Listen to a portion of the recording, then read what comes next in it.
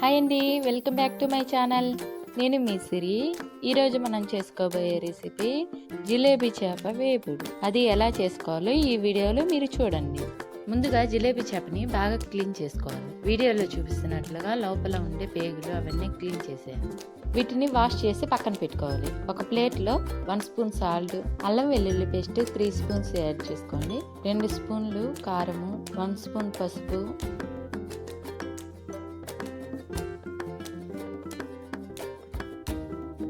నిమ్మకాయలో సగం పీసు కట్ చేసుకొని దానిని పిండుకోండి. ఈ మసాలాను మొత్తం బాగా మిక్స్ చేసుకోండి.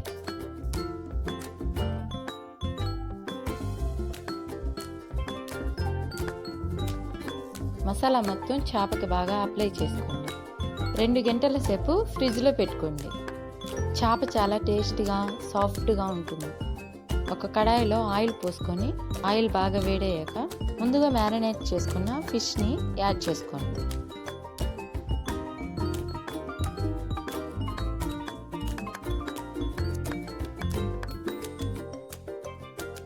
ఫిష్ని పైనుంచి ఇలా ప్రెస్ చేయండి. ఇలా ప్రెస్ చేయడం వల్ల చేప బాగా ఫ్రై అవుతుంది లోపల వరకు. 10 నిమిషాల పాటు లో ఫ్లేమ్లో పెట్టుకోండి. చేప పైన 2 స్పూన్స్ ఆయిల్ యాడ్ చేసుకోండి. చేప పై భాగం నుంచి బాగా ఏగుతుంది. ఇలా ఆయిల్ అప్లై చేయడం వల్ల చేపను ఇట్లా మెల్లగా తిప్పుకోండి. ఈ చేప కేజీ 50 రూపీస్ అండి మా ఊర్లో. మీ ఊర్లో ఎంత కాస్ట్ ఉంటుందో కామెంట్లో చెప్పండి. జిలేబీ చేపకు ఒక స్పెషాలిటీ ఉంది. పొట్ట భాగంలో మాత్రమే ముళ్ళులు ఉంటాయి. నా వీడియోస్ కనుక మీకు నచ్చినట్లయితే లైక్ చేసి ఆడేరు సిరి ఛానల్ని సబ్స్క్రైబ్ చేసుకోండి. నన్ను సపోర్ట్ చేయండి ప్లీజ్ అండి. మంత్లీ 2 టైమ్స్ అలా ట్రై చేస్తూ ఉంటాను. మా పిల్లలు అయితే చాలా ఇష్టంగా తింటారు.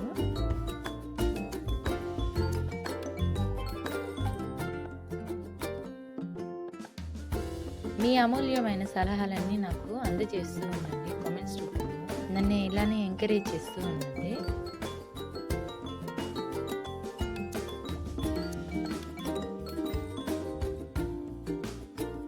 చేప మిడిల్లో కూడా ఇలా ఆయిల్ అప్లై చేస్తూ ఉండండి. ఇలా అప్లై చేయడం వల్ల చేప మిడిల్లో ఉండే భాగం కూడా బాగా ఫ్రై అవుతుంది.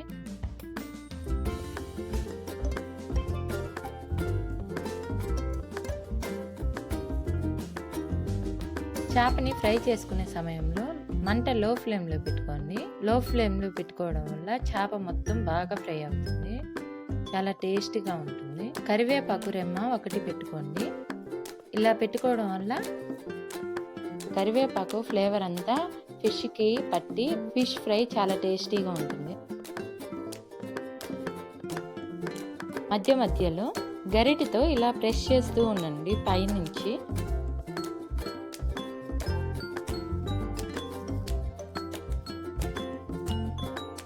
ఫిష్ ఫ్రై మొత్తం లో ఫ్లేమ్లోనే జరగాలి. అప్పుడైతేనే ఫిష్ మొత్తం లోపల వరకు ఫ్రై అవుతుంది.